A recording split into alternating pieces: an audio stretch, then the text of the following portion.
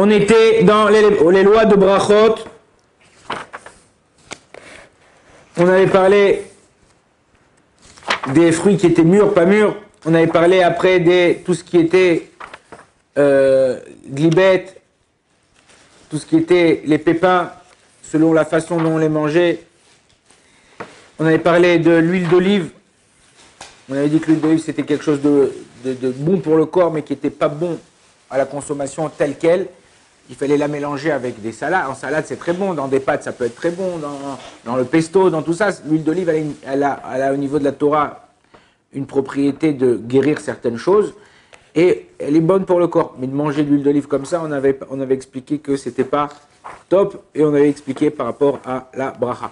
Ok, donc on était arrivé à l'alinéa 6 du chapitre 202 du Shulchan Aruch.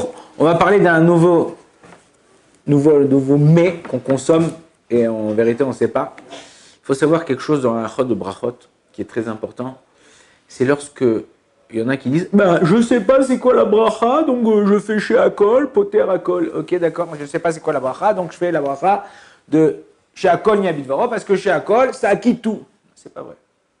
Ok, ne vous laissez pas tromper. La bracha, elle est chez Akol quand on ne sait pas, quand c'est que tout le monde ne sait pas. Ça veut dire que c'est une inconnaissance, comme ça on dit, non, on ne dit pas inconnaissance en français. Quand c'est une non-connaissance de tout le monde.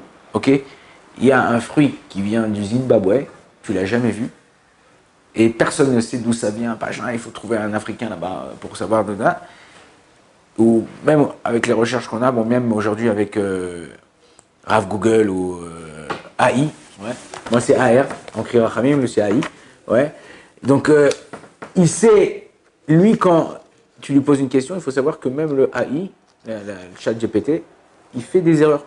Souvent, ça arrivait qu'on lui a posé des questions au niveau Torah, au truc, et il disait une réponse, on dit oui, et alors on lui écrit, on disait ouais, mais si t'as pas vu, va voir Rachi là-bas. Ah oui, effectivement, je corrige ma réponse, maintenant, il te dit comme ça. Donc tu vois que c'est pas, tu peux t'appuyer, mais pas à 100%. C'est pas un homme, il réfléchit pas. Il collecte des données et qu'il te les arrange. C'est une chokhma, c'est une intelligence, mais c'est pas à 100% fiable. Le fruit qu'on va parler aujourd'hui, c'est la carpe, d'accord? Donc, c'est pas parce que je sais pas c'est quoi la carpe, ou je n'ai jamais mangé de carpe, ou je la mange maintenant dans la pizza. En général, la carpe, on la met dans la pizza, ou dans les salades, ok? On vous en mangez dans le sud? Ouais, ça me dit un truc, non, mais... La carpe, c'est une toute petite noisette comme ça, qui est très molle, verte. En général, on met de la carpe sur les pizzas. Ok, on prépare une pizza, tu mets du thon ou tu mets du fromage avec de la carpe, comme ça, ça s'achète en conserve aujourd'hui. Ok, il y en a qui le mettent, ils préparent une salade et qui jettent comme ça quelques boules de carpe, comme ça, qui est mangée. Pareil, les noix de cajou. Les noix de cajou, il faut savoir qu'à l'époque, les gens, ils jetaient la noix de cajou. Il y avait la noix de cajou, il y a plusieurs. Il y a une fleur, il y a le bout de la fleur, c'est la noix de cajou. Il y avait aussi un fruit. Ils mangeaient autre chose. Aujourd'hui, on fait grandir cette fleur. Ça, pour la noix de cajou exprès, elle devient dure. À l'époque, ils pensaient que c'était pas mangeable. À l'époque, ils pensaient que c'était pas mangeable. Et la bracha, est-ce que ça vient de l'arbre, ça vient de la terre, truc. Donc ça change au niveau de la bracha. Est-ce que c'est Adama ou Aetz? Donc c'est pour ça que je vous dis, quand quelqu'un ne sait pas la bracha, non. Prends un livre, tape sur Internet d'où ça vient ce fruit, où il pousse. C'est quoi l'origine? Il pousse dans l'arbre, pousse dans un truc. Mais non, il faut se faire attention parce que même un fruit qui peut pousser dans l'arbre peut être en bracha, boré péréadama. Comment c'est possible? La banane. Ouais, on dit un bananier. Ouais. La bananier, tous les saisons, il faut que tu coupes presque à la racine, enfin très court, pour qu'il repousse et qu'il redonne des bananes. Si tu coupes pas, hop, il n'y a pas de banane. Pareil, l'ananas. Si tu coupes pas tout ça, pareil, ça ne redonne pas d'un ananas. Donc la banane, l'ananas, c'est boré péréadama. Ok? Ah, je ne savais pas, tu ne savais pas, maintenant tu sais. Si par erreur, par contre, j'ai fait boré péréadama sur un fruit, je suis acquitté de ce fruit. Pourquoi je suis acquitté de ce fruit? Parce que ce fruit-là, j'ai pas menti. Le but dans une bracha, c'est de faire attention de ne pas mentir. Quand tu remercies quelqu'un. C'est comme si tu vois, ton copain t'a offert une montre. Et tu viens, tu dis, ah là là, mon frère, merci pour le téléphone. Tu m'as offert un téléphone, moi je te fais un téléphone. T'as pas honte et tout ça. Ou tu lui dis, merci pour le radio réveil.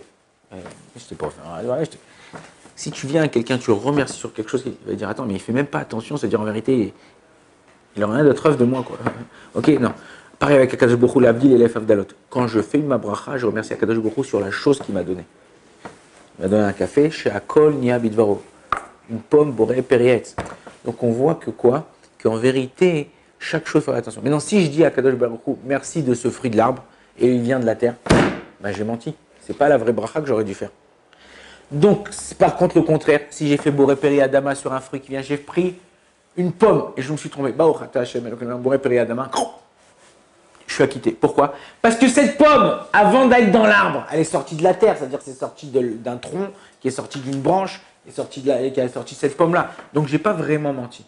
Chez Akol Yavit Baro aussi, je n'ai pas menti. Mais c'est important au niveau de la halacha de faire la bracha qui est précise au niveau du fruit. Demain, Bezrat Hashem, on continuera, on verra par rapport à la carpe que quand ce fruit-là, ce légume, il pousse, il est fait de 4 parties. Et on va voir que chaque partie, il y a des parties qui sont mangeables, des parties qui ne sont pas mangeables. Quel bracha on fait, ok, comment on l'utilise, et si on peut, on continuera dans le Shulchan Aruch. Baruch Adonai l'olam, amen, amen.